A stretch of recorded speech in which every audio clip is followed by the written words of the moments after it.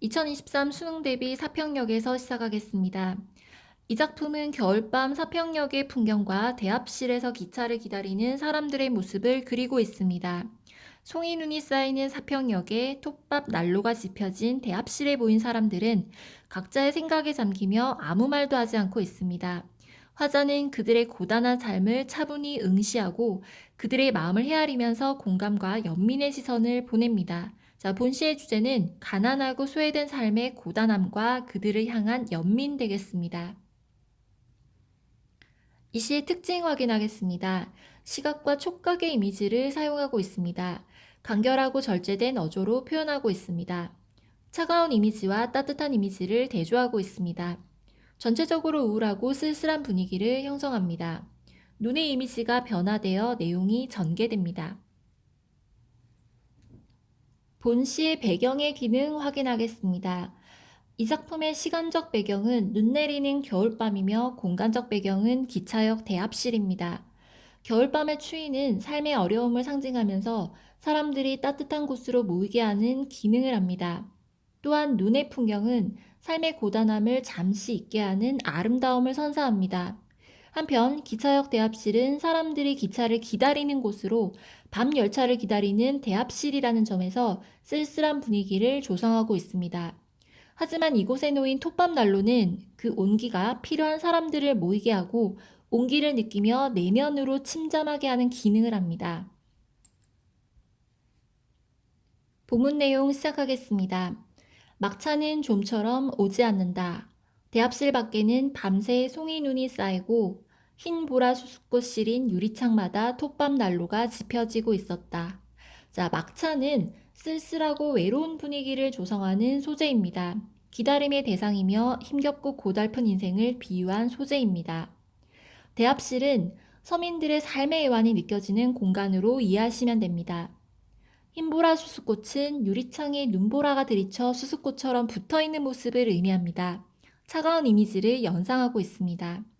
톱밥 난로는 위안이 되는 존재이며 따뜻한 이미지입니다. 1행에서 4행까지는 눈 내리는 밤에 오지 않는 막차를 기다리고 있는 사람들의 모습이었습니다. 금음처럼 몇은 졸고 몇은 감기에 쿨럭이고 그리웠던 순간들을 생각하며 나는 한 줌의 톱밥을 불빛 속에 던져주었다. 자, 금음처럼 몇은 졸고 몇은 감기에 쿨럭이고 라는 표현은 삶에 지친 고단한 모습을 의미합니다.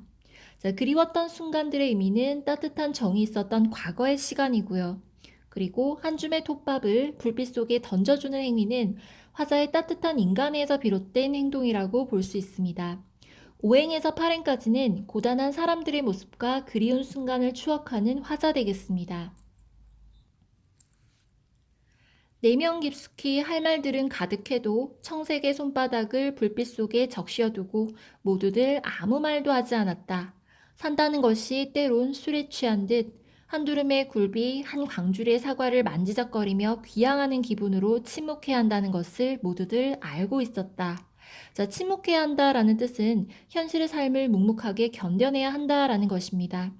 자, 내면 깊숙이 할 말들은 가득해도 자, 삶의 내력에 대한 이야기를 뜻하고요. 가슴속에 맺힌 이야기입니다. 자, 청색의 손바닥을 불빛 속에 적셔두고 라는 표현은 찬 손을 난로에 녹이는 모습입니다. 자, 색채 대비가 드러나고 있습니다. 청색 손바닥이고요. 그리고 붉은색은 불빛 되겠습니다.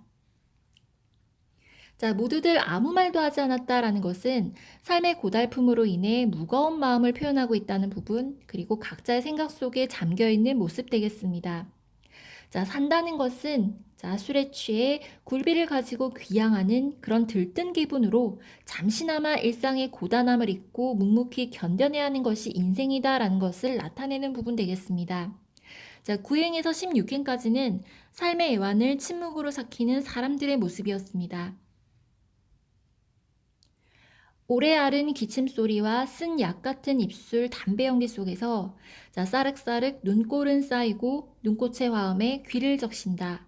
자, 오래 앓은 기침소리, 쓴 약 같은 입술 담배 연기 속에서라는 부분은 대합실의 모습을 보여주는 소재입니다. 사람들의 고단한 삶과 대합실의 쓸쓸한 분위기를 나타내고 있습니다. 자, 눈꽃의 화음에 귀를 적신다라는 표현은 눈 내리는 창밖의 풍경을 바라보는 모습이고요. 그리고 눈꽃은 서민들의 고단한 삶을 달래주는 존재로 이해하시면 되겠습니다. 17행부터 21행까지는 쓸쓸한 대합실의 풍경과 눈 내리는 바깥 풍경 되겠습니다. 자정 넘으면 낯설음도 뼈아픔도 다 설원인데, 자, 이 말은 시간이 지나면 고통과 슬픔도 모두 덮이기 마련이란 의미로 해석하시면 되고요. 단풍잎 같은 몇잎의 차창을 달고 밤열차는 또 어디로 흘러가는지, 자, 단풍잎 같은 이란 표현은 차창을 소멸의 이미지로 비유하고 있습니다. 인생의 초라함을 나타낸다라고 해석하시면 되겠습니다. 자, 밤열차는 고단한 인생 역정을 상징하고 있고요. 그리고 지금까지 지나온 경로로 이해하셔도 됩니다. 그리웠던 순간을 호명하며 나는 한 줌의 눈물을 불빛 속에 던져주었다. 자, 호명하며 라는 말은 떠올리며 라고 해석을 하시면 되겠습니다. 한 줌의 눈물은 서민들의 고단한 삶에 대한 연민의 정, 그리고 서민들에 대한 동료의식의 표현이라고 이해하시면 됩니다. 22행부터 27행까지는 삶에 대한 연민과 슬픔에 대한 이야기였습니다.